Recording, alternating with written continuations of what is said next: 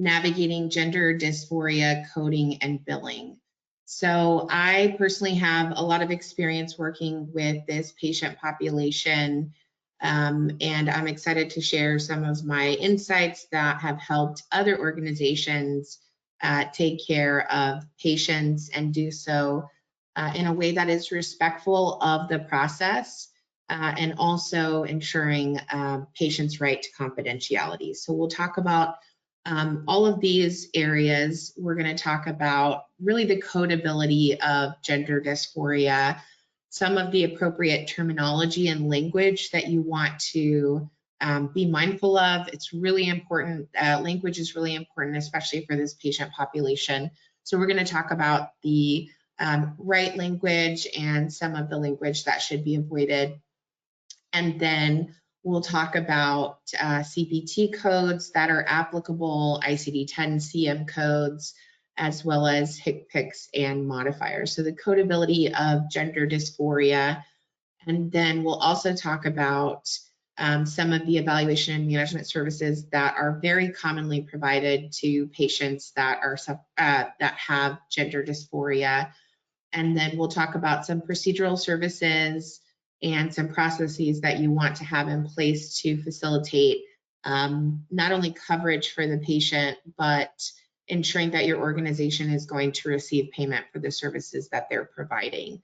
So prior authorizations, medical necessity are absolutely critical with navigating gender dysphoria coding and billing. We'll also talk about some of the clinical documentation requirements for reporting these services. So if you do have any questions throughout the session, please be sure to jot those down and we will take those at the end. So without further ado, let's get started. So gender dysphoria is the strong, persistent feeling of discomfort in a person who's expressed gender conflicts with the gender that they were born. So this could be a male experiencing the gender or feeling that they are a female or vice versa, or they could be non-binary, which means that they do not identify with any gender. So it's really identifying these patients and being able to show the appropriate respect and acknowledgement for the care that they need in transitioning gender. So it's important to keep in mind that this patient population has a very high suicide rate, and they typically have very unique healthcare needs. So your typical workflows and processes may not be 100% applicable to patients that have been diagnosed with gender dysphoria. So it's important that even things like pronouns and asking patients what are their preferred pronouns, and then having a way to document that so that as clinical staff, as ancillary staff are interacting with these patients, there can be some consistency with acknowledging these patients' needs. So something as simple as asking a patient, what is your preferred pronoun, can really go a long way in establishing that rapport with the patient. And in this day and age, things have really changed with regards to consumer education. Anybody can go on Google now and look at who's the best doctor in a certain area, who has the most Google reviews, who has the most patients that are willing to, attest that how wonderful these providers are, or conversely, their bad experiences. And so most of the time, you'll find that people are a lot more willing to criticize a business than they are to praise a business. So when you see providers that have a large population of gender dysphoria patients, those are typically based off of word of mouth. So an online presence is absolutely critical, but keep in mind everybody in your organization is a reflection of your organization. So if your front desk person is not following the same consistency just with pronouns and some of the language, then that may negatively impact your impression with the patient. So consistency, mindfulness is absolutely critical. So also important to note, because this is a very common misconception, gender dysphoria is not considered a mental illness. So it's not a mental disorder, it is a medical condition, which is why the terminology gender identity disorder is no longer considered acceptable, because this is a medical condition. This is not a mental illness. So that's also something, again, with proper education and mindfulness, you can make sure that everyone in your organization understands that words and semantics really do matter.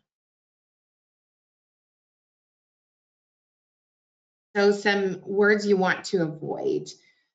All of the words listed on this slide, you want to make sure you are avoiding at all costs. They can be very offensive to patients that have gender dysphoria. And so try at all costs to avoid using this language. So one of the most common words that we see is transgender, and that's actually not an appropriate term to describe these patients. It can be considered a very offensive term, even if it's unintentional. So all of the terms on this slide, I would highly recommend you avoid. And any other offensive terminology or bias that anybody may have, it's just really important that you put that aside for the respect of the patient. This is not the time to have an opinion one way or the other about whether you agree. It's really about taking care of the patient's needs. And so when I work with organizations, this is oftentimes a cultural thing that you want to make sure is set from the top, that you're going to be tolerant of all patients and all patient populations, and ensure that all patients have right to privacy, right to the best care that they can receive, and also that your staff and your providers are being very respectful of these patients. So avoid these terms at all costs. Really, the best way, the safest way, is to stick with gender dysphoria. That's the appropriate terminology that is provided not only through the DSM-5, but also we're going to go through the diagnosis codes and you'll see some of the descriptors there as well. So with the Affordable Care Act, this really changed the requirements for insurance companies, and it actually mandated that no private or public insurance company can discriminate against anyone based on gender. So this was landmark because it opened up coverage opportunity, and actually a lot of criteria was established in order to properly treat patients with the gender dysphoria. So we've seen things like the intersex surgery, male to female, female to male. We've also seen procedures like the rhinoplasty, the otoplasty, the vaginoplasty. Those procedures, which we're going to talk about later on when we get into our CPT coding, those are now, if established through medical necessity, services that will be covered under insurance, which prior to 2014 was not the case. So very exciting news for this patient population, because again, they're able to access care. And there have been so many things that have shifted as a result of the Affordable Care Act. So this is where things really changed in terms of coverage. So all insurance, private and public, are required to cover all genders affirming any gender or any transition related care. Now, of course, there are plans that do not offer certain benefits.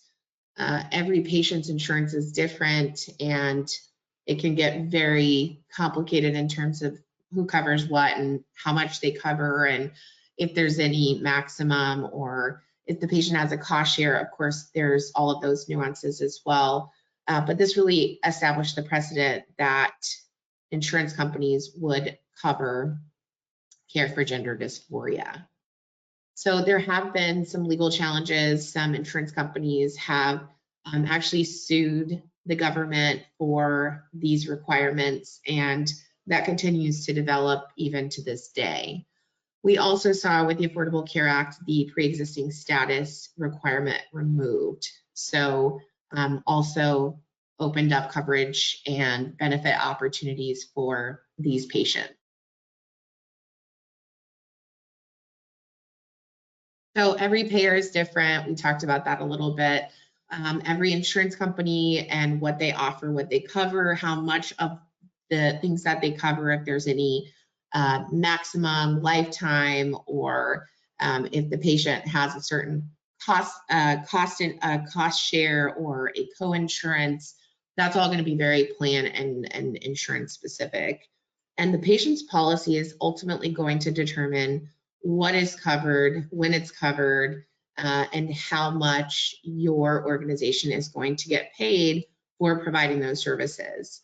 So medical necessity is imperative. It's imperative with anything that you do, but it's especially imperative with these types of services, because proper diagnoses and proper procedural coding can make or break the difference between a patient getting the care that they desperately need.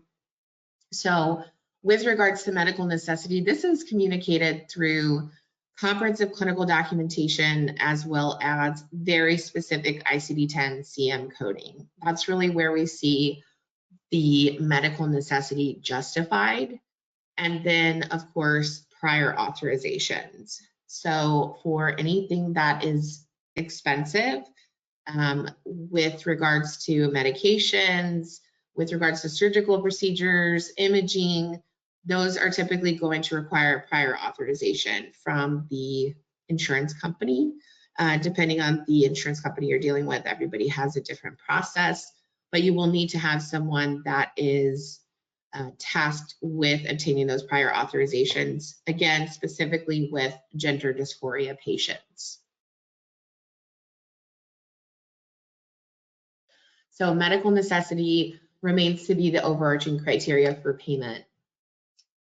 So if you're in the habit of using non-specific diagnosis codes, it can make or break the patient's ability to receive care. And just something as simple as getting the gender wrong on the claim form.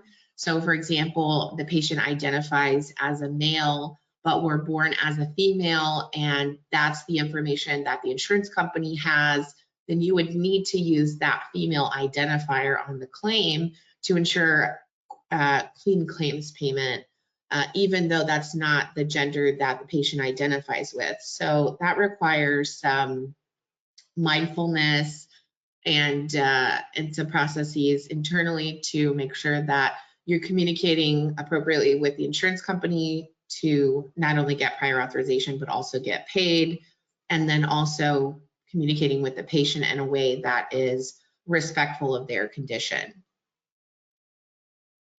So ICD-10 CM codes, those are going to be our diagnosis codes. We're going to talk about the ones that are applicable to gender dysphoria, but again, this is the backbone and the basis of medical necessity. So it's not a good idea to take the patient's problem list and keep pulling that same problem list forward if it doesn't include diagnoses that are applicable for that encounter and for that patient and for that service at that data service. So gender reassignment surgery is one of the most common surgical procedures that we see with gender dysphoria patients. And These procedures could entail breast surgery, genital surgery. It could be a combination of both. We would also see cosmetic procedures. So there's a whole plethora of procedures that apply to this patient population. There are also a lot of just things to be mindful of. As I mentioned, patients with gender dysphoria, they typically are dealing with a lot of other comorbidities and complications. So very rarely do you see patients that just have gender dysphoria. A lot of times they're dealing with depression, anxiety, ADD, ADHD. We see those very, very commonly. And then at times hypertension, diabetes. So all of these things would further complicate procedures, would further complicate the patient's care. So it's important that you're accurately reporting really everything that's going on with the patient. So with gender dysphoria, that's really focused on the physical changes, the physical desire to be a female, the physical desire to be a male. Those things are what the patient really experiences with gender dysphoria, but they also have internal stressors. So again, a very high suicide rate with this population, depression, self-harm, guilt, shame, anxiety. So all of these things, when they're documented, should be coded as well, again, to paint that really accurate picture of what's going on with the patient. So external stressors, these could be things like families not accepting of their condition, cultural bias, issues with access to resources, a whole slew of things that they're experiencing.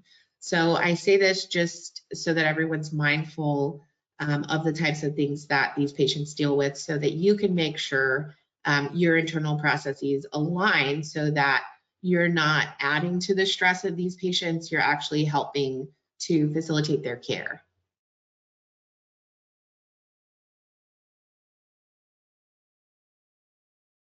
So some clinical documentation requirements. Clinical documentation is very frequently requested with patients that are getting surgery, that are taking medications. And so it's important that you have good comprehensive clinical documentation that establishes medical necessity, but also has certain criteria that's met. So for gender dysphoria, it needs to be documented that the condition is ongoing. So it's not something that is going to resolve in 6 months or 12 months. It's an ongoing lifelong condition. It's also important that the provider that is taking care of the patient is someone that is qualified. Every state is different in terms of scope of practice rights. So I won't get too much into that, but they need to have experience specifically in treating patients with gender dysphoria. So this is not just a standard everyday provider. This is somebody that specifically deals with this patient population and has experience. So it's ongoing, not expected to resolve. The patient is the patient is competent and able to consent to treatment. So they are not dealing with any mental or intellectual disabilities that would impair their decision making. So that has to be documented. The patient has to be at least 18 years old. So this is also something that's really important, because if the patient is not 18 years old, then you're not going to be able to get prior authorization or really even assign certain diagnosis codes. So keep that in mind if you're dealing with the pediatric population. This is something that is a little bit different. So patient is at least 18 years old. And then if they have any comorbidities or other medical conditions or mental health conditions, that those are all reasonably controlled. So they're stable and they're not going to impact the patient receiving treatment for gender dysphoria. So if you have a patient that has diabetes and hypertension, then that patient is going to require different needs than a patient that has no medical conditions. So it's really important that that is specific to the patient. So some other things to keep in mind, they would need to have completed at least 12 months or more of ongoing full-time real life experience in the desired gender. So if they were born a male, they would need to spend at least 12 months living as a female in order to meet the requirements to transition to the female gender. So that's something that would need to be documented, similar to conservative therapy if you're dealing with a patient that maybe has chronic low back pain. So there's certain measures that the provider would need to take to ensure that the patient would be a candidate and would be eligible for treatment or targeted treatment. So similar here, they have lived as the desired gender. They've also completed at least 12 months of ongoing cross-sex hormone therapy. So hormone therapy that was appropriate for the gender that they're transitioning to, so male or female. And then the only exception to that would be if it is medically contraindicated. So there's a reason why the patient is not able to undergo hormone therapy. And then, of course, the treatment plan would need to be documented to include the need for ongoing care, the ongoing need for a behavioral health provider, again, specifically experienced and treating gender dysphoria patients. So these are the really bare minimum requirements for the medical necessity for treating gender dysphoria. So some procedures that are always considered cosmetic. This is going to be the rhinoplasty, hair removal or hair transplantation, facial feminizing, lip reduction, chin augmentation, mastopexy, and liposuction. So it's going to be pretty much impossible for you to get a prior authorization or any type of payment from an insurance company on these procedures because they're considered cosmetic. So unless the patient has a medical condition that would warrant the necessity of these procedures, which is extremely rare, then these are things that would need to be paid for out of pocket. So if you do try to submit claims with these services, you're likely not going to get paid by insurance. You want to make sure that you have processes in place to address getting paid for these services. Another really important process and workflow that you want to have established is the data capture for gender dysphoria patients. So I talked about this earlier, the need for consistent training across all staff on not only pronouns and identifiers, but how to collect the information, where it's documented in the medical record. If you have any patient instructions or literature that's given to the patient, that you're being mindful of, again, the identifier on that patient instructions or the literature that you're providing. This is all very important, again, and just making sure that you are respecting the patient and their needs. So everybody needs consistent training on how to collect it, how to ask for it, where it's documented, and then you want to make sure that you're collecting both the patient's current gender, so what they identify as well as the sex assigned at birth. So if it's male or female or they're non-binary, it's important that you are collecting both. And Again, consistent training across staff is really important. It's really good to have just consistent questions that you're able to ask across the board instead of making it specific to the patient. You also want to utilize gender markers. So male, female, this is not all inclusive, so you can have other markers as well, identifiers on the patient's insurance policy. So you want to make sure that what you're identifying in the patient's insurance policy is consistent with what they have on file. So if they have on file that the patient is a female, but you're identifying on their claim form that they're male, that's going to create some issues with the claims process. So consistency is really critical. So for the ICD-10 CM coding, you want to look at code category F64. So when you're reading this slide, you're probably thinking, okay, Tony, I thought you said don't use that as a descriptor. And this is one of the terms that I said to avoid, gender identity disorders. So when ICD-10 came out, this terminology was already pretty outdated because ICD-10 was written a long time ago, and it took a really long time to be implemented in the United States. Well, there's actually ICD-11, which was published in May of 2019. Of course, it's going to take a long time to be adopted in the US, probably another 20 years. That terminology has been removed from ICD-11, but we're still seeing it in ICD-10 CM. So these code descriptions are not consistent with the appropriate terminology to use for these patients. So it's important to be aware of that.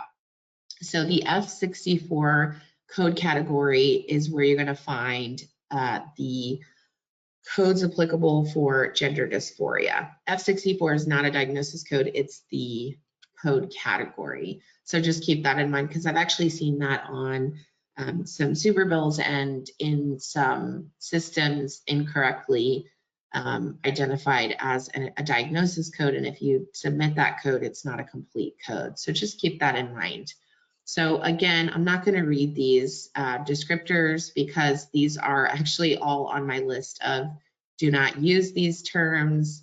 But again, given the context of when ICD-10 CM was written, that is the reason why it's a bit outdated. So with these diagnosis codes, again, your provider is going to be the one that would document which diagnosis would be appropriate. So is it gender dysphoria in an adolescent? Is it gender dysphoria in children? Is it in adulthood? So specific to that. And then if it's undefined, like there isn't a whole lot of information about the specific type of gender dysphoria, then you would either use the not otherwise specified code, which is F64.9 or F64.8 if there's something that's otherwise stated, but there's not an appropriate code to identify that type. So again, a little bit confusing on the terminology. So that's why I talked about it in the beginning. Just keep in mind, you want to avoid this when you're actually talking to your patients. And if you have any patient instructions or patient forms that may have this information, which is just pulled in from the code book, just keep that in mind. It could be considered offensive to the patient. So the F64 series is the gender dysphoria code series, but there's also an additional code, which is a post-transition identifier for patients who are living their full-time desired gender, and that's with or without a legal identification of the gender change.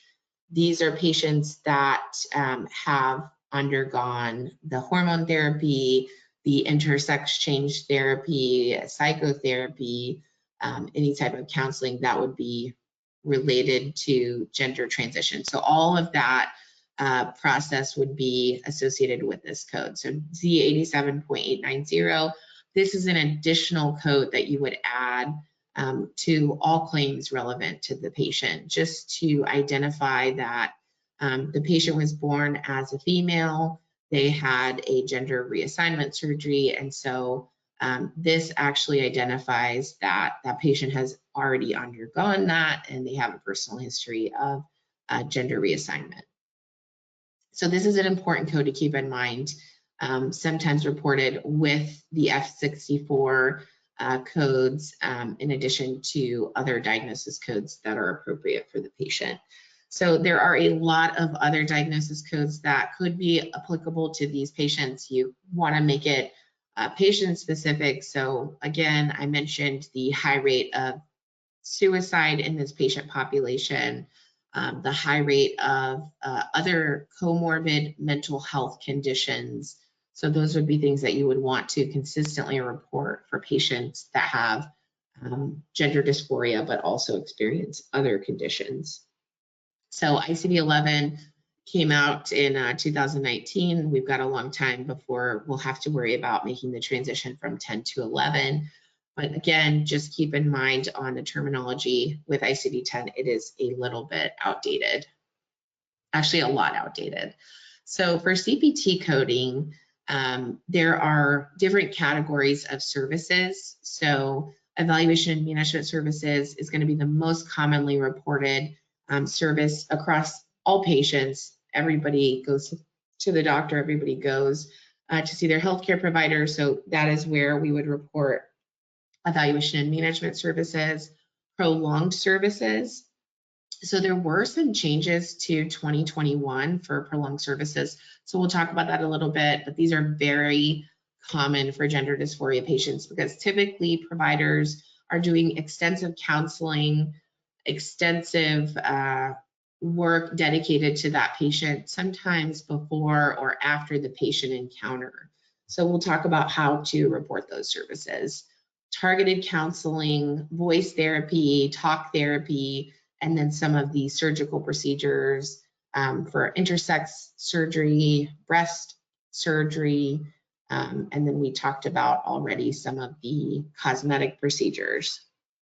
So with evaluation and management, those are going to be your standard 99201 through 99215 codes. And then if you're going to report prolonged services, so this is going to be all of the additional service time that is not included in the evaluation and management service. So this would be personal contact with the patient by the provider that extends beyond the customary service. And this could be in the outpatient or the inpatient setting. Now the codes are specific to the setting in which they're rendered. So for the purposes of this presentation, we'll mostly focus on the outpatient setting. So anything less than 30 minutes or less than 15 minutes after the first hour, we'll talk about how to code those. But these codes are very specific to what they require in terms of the above and beyond. So for 2021, this is a brand new code. CPT code 99417. This is the new prolonged service code. And it's important that you're aware of how to utilize this code because it's, again, a very common service that would be rendered to patients experiencing gender dysphoria. So with 99417, this is a really big change from the previous codes that we used for prolonged services. So this is going to be added on to either CPT code 99205 or 99215. So only those two E&M codes, this code could be reported to. Again, another big change for 2021, because prior to that, we had an add-on code that required at least 30 minutes beyond the evaluation and management time, and you could add prolonged service to any of the levels that were appropriate. But it was very, very confusing. So for simplicity purposes, CPT said, okay, we're going to come out with this 15 minutes of each segment of total time beyond the time associated with 99205 or 99215. Now for the evaluation and management code changes, the times went from a single time to a time range. So with a time range, it would need to be up to that minimum time, and then you would add on the 15 minutes. So CPT code 99417 would be the each additional 15 minutes in the outpatient setting. And then our codes 99354 and 99355, those are not new codes. Those are existing codes that have been around for a while, and you would code for the base if there were a psychotherapy service, the first hour beyond, and then each additional 30 minutes. And then if it's in the inpatient setting, or if the patient is in the hospital but they're in an observation status, that would warrant CPT codes 99356 and 99357, in addition to your evaluation and management service. So again, you do have to have the first hour above and beyond that service, and then the add-on code would be each additional 30 minutes beyond that first hour. So these are really specific to the type of service and how much time would be associated with that service. Keep in mind the 2021 E&M code changes do not affect the inpatient and observation code. So those rules are still the same, whereas in the office, with the office visit codes, the methodology has changed a bit. With the prolonged services, CPT code 358 and 359, those are going to be for before and after patient care. So not during the visit that the patient's actually there requiring prolonged counseling or prolonged service, but maybe the provider had to do a bunch of review or call some providers before they saw the patient, or after the patient care encounter. Then this would be for the first hour, and then each additional 30 minutes beyond that. We also have prolonged services for clinical staff. So clinical staff working under the direction of the physician, then you can report these codes in addition to the evaluation and management service. So you wouldn't report these codes as standalones. They would need to be reported with those evaluation and management codes first. Also important to note, with 415, that's the base code, and then each additional 30 minutes beyond that would be reported with the 416, 99416.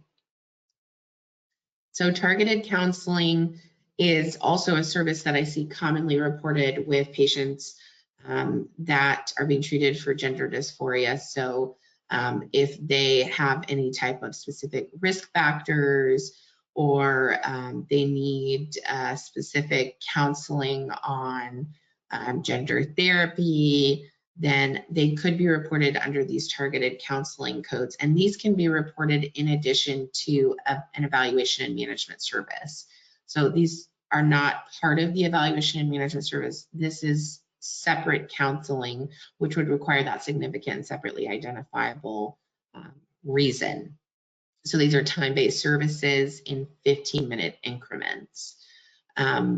We see these very common in the clinics that specialize in care for patients with gender dysphoria. They'll typically have the nurse practitioners and counselors working together to facilitate the preventive medicine counseling clinics. And then group counseling. So a lot of centers offer group counseling, and in order to qualify for these codes, the 99411, 99412, you would need to have at least 2 or more patients that are receiving this counseling together to report these services. So the first 30 minutes and then 60 minutes would be that additional code. So you wouldn't report both codes, you would report the code that's appropriate for the time that was spent with the group. Voice therapy is also a very common service that's rendered to patients with gender dysphoria. So CPT code 92524 for the voice, the vocal, the behavioral and vocal analysis, and then the actual therapy is reported with 92507. So that's going to be the ongoing therapy that takes place for the patient to train their voice as part of their transition to their new gender. And then, of course, talk therapy. So I'm sure many of you have probably seen the commercials on television, the talk therapy commercials. This is really what they're talking about. It could either be a psychiatric evaluation, could be psychotherapy. So all of these codes are reported based on the type of provider that's rendering the service. So a psychiatrist would be needed for the psychiatric codes. Every state is different in terms of scope of practice. I mentioned that earlier. So in some states, LCSWs have additional authority, practicing authority. So again, very specific to your state. So these codes are going to be for the initial evaluation. And then if there are any evaluation and management services that are done in addition to the psychiatric diagnostic eval, that would be reported with 90792. With psychotherapy, again, the type of provider is really important and specific to the state and what your scope of practice rights are. Typically, we'll see LCSWs, psychologists, PsyDs reporting these types of services. So CPT codes 90832 through 90836. And these are time-based codes and reported based on whether or not a separate evaluation and management service was performed with that service. So let's say that you are treating psychotherapy, but you're also treating medical condition or medical services. You're providing medical services to that patient. Maybe they have depression and anxiety, or they have other things that need to be met with an evaluation and management service. Then you would use the appropriate code depending on that scenario. And then we have codes for 60 minutes with patient, and then with the evaluation and management add-on.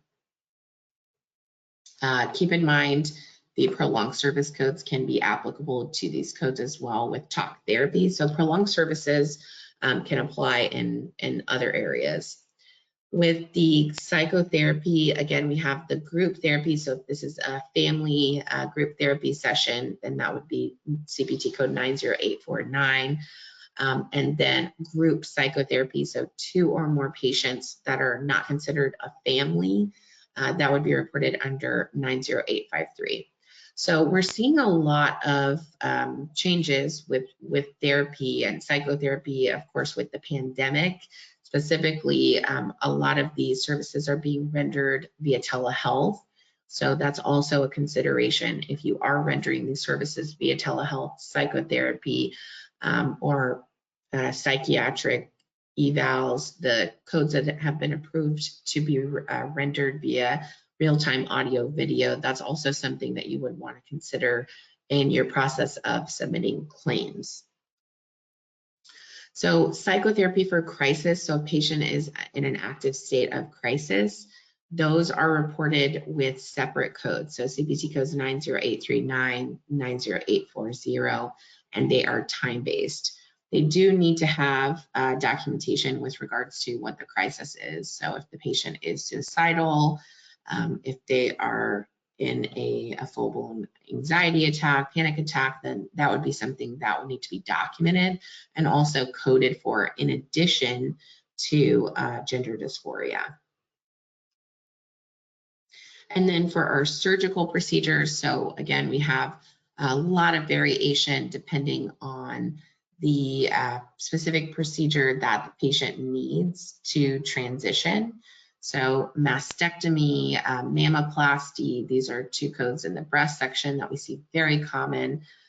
Laterality is also really important. So if they're having it on the left breast or the right breast or bilateral, those rules are specific to the CPT code. So you definitely want to make sure that you're checking each code and using the appropriate modifiers based on what the patient needs. Intersex surgery, so it's based on the type of transition they're making. So if they're transitioning from male to female, then that would be CPT code 55970. And then if they're transitioning from female to male, that would be 55980.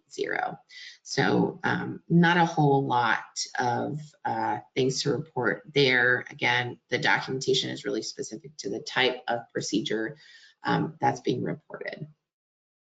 Now, where you will see some issues is the gender identifier on your claim form. So you have to make sure that it's consistent and it is representative of the gender assigned at birth.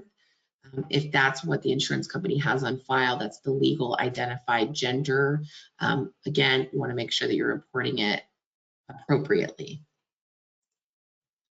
Modifiers. So not only are the laterality modifiers important, the KX modifier is also a unique modifier that alerts the insurance company that a gender or procedure may have a conflict edit. So maybe it's a specific procedure that's specific to a female and the patient identifies, or the patient was born as a male but identifies as a female.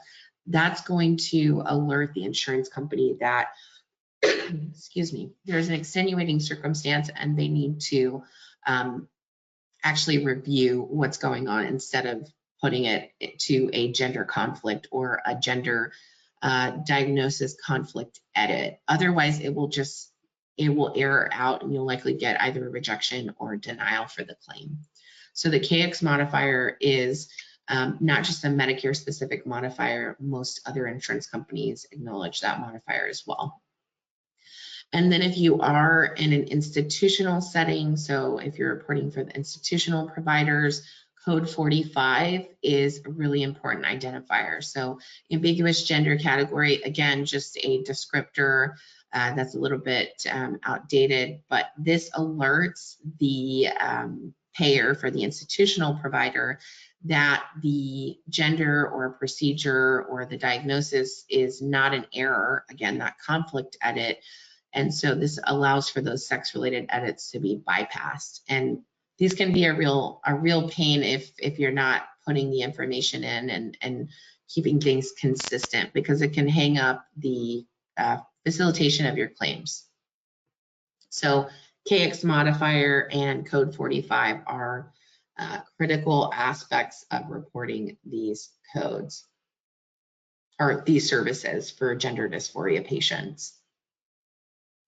So what happens if a patient goes untreated? What happens if their insurance company denies their transition, or perhaps their hormone therapy, the drugs that they need to be taking? There can be pretty significant ramifications for these patients. And so, I really emphasize this throughout my entire presentation. Especially in the beginning, your commitment as a person that works in healthcare is really, it knows no bias, it knows no gender, it knows no race. So it's important that if you do have any biases, you're taking that out of the equation and recognize and respect the process of transitioning gender. These patients experience a lot of discrimination, a lot of bias. They have a very high suicide rate, and they really require special healthcare needs, not like any other patient population. So it's imperative that you do your part to make sure that these patients receive the proper care. Because if they don't receive that care, and it could be for a multitude of reasons, we've talked about all of the different things that can happen with just the claims facilitation process and the codability. Essentially, you're looking at isolation, depression, substance abuse, suicide, anxiety, lots of mental health concerns that can stem from lack of treatment. So if a patient has been diagnosed with gender dysphoria, then it is imperative that you do everything that you can to make sure that the patient's care is facilitated and they are treated like any other patient. And again, their privacy is respected. So it is not appropriate for healthcare providers, for healthcare clinical staff, or anyone to disclose a patient's privacy, a patient's condition, unless you've been authorized to do so by that patient. So I've actually been in situations where I've heard providers, I've heard staff kind of talking about patients for various reasons, some specific to patients that have gender dysphoria, and it's not appropriate. So we need to be respectful and mindful of all patients, but specifically these patients and their unique needs. As with anything, oversight and compliance is absolutely critical. You want to make sure that you're doing regular audits on all of your services, but specific to patients with gender dysphoria, because we typically see a lot of issues with claims denials, with claims needing appeals, with incorrect coding, and also with medical necessity. Medical necessity, as I mentioned throughout this presentation, cannot be overstated. When a patient has gender dysphoria, when a patient has comorbid conditions, whether they be mental health conditions, medical conditions, all of those things need to be reported so that the patient can be accurately cared for. Social determinants of health is also another factor that impacts these patients. It's very different for every patient. Maybe social determinants of health are not a factor for every patient, but it is a very high predictor in this patient population. So if the patient is experiencing things like homelessness, inadequate access to care, racial bias, or maybe they're not, they can't read, or maybe they did not have adequate education, maybe they are food deprived. It could be a number of issues. You want to make sure that you're fully reporting this because it can impact your patient and how much care they are able to receive and how they are able to get their needs properly addressed. So audits, internal, external, so you're doing that not only in-house, but also getting outside consultation as well. And then the more frequently that you're looking, you're having that visibility, the quicker you're able to troubleshoot and identify any issues with claims denials, with potential takebacks, with potential issues with, let's say you have secondary payers. So all of these things can be discovered through a comprehensive audit and oversight process. We talked about medical necessity throughout the presentation, but it's important that your providers are documenting that the patient is not going to just resolve their condition. This is a continuous condition. They've exhausted, whatever conservative therapy that they've had.